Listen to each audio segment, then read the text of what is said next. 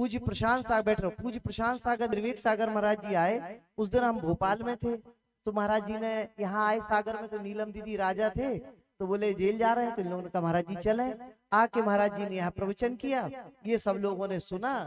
जब जाने लगे सुनने, महाराज जी से कहा कि बाबा जी हमारे घर आना, तो महाराज जी ने ऐसे ही कर दिया।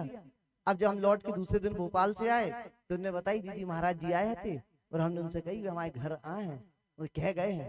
अब हमने कुछ नहीं कहा, हमने तो यही माना नादान है। महाराज जी यहाँ से रहली गए, रहली से गढ़ा कोटा गए, तो रहली से गढ़ा कोटा के बीच इसका गांव पड़ता है।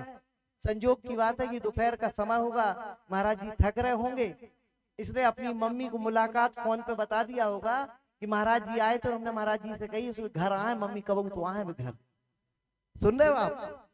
और जब महाराज जी निकले वहां से, तो थक रहे होंगे जैसा भी हो, और इनकी मम्मी को भी बैंड एंड बज रहे हो, जैसा जो कुछ हो, तुमको एहसास हुआ कि गांव में कोई आ रहा है, सो बाहर निकल के आई होंगी। और महाराज जी को समय बैठना होगा, तो इनकी मम्मी ने कहा कि महाराज जी हमारा लड़का जेल में है, और उन्हें कही थी कि आप आओ, आप हमारे आ जाओ।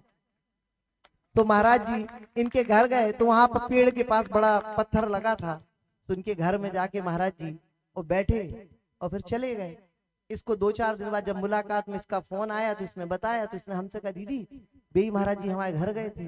हम तो वही तरह से कहानी असंभव वाली मान रहे थे, हमने कि जो मन में सोची कही तो नहीं ऐसे कि जो गप्पे ही दे रहा है। ओके बाद हम कुंडलपुर गए, अभी इसने हमसे कह लिया इतना, तो हमें विश्वास नहीं हुआ। जब कुंडलपुर गए, तो महाराज जी ने हमसे कहा, बोले हम तुम्हारे एक बंदी के घर गए थे, और उसने जेल में हमसे कहा था उसको बोलना आशीर्वाद, क्योंकि उसने कहा था और हम उसके घर होके आ गए।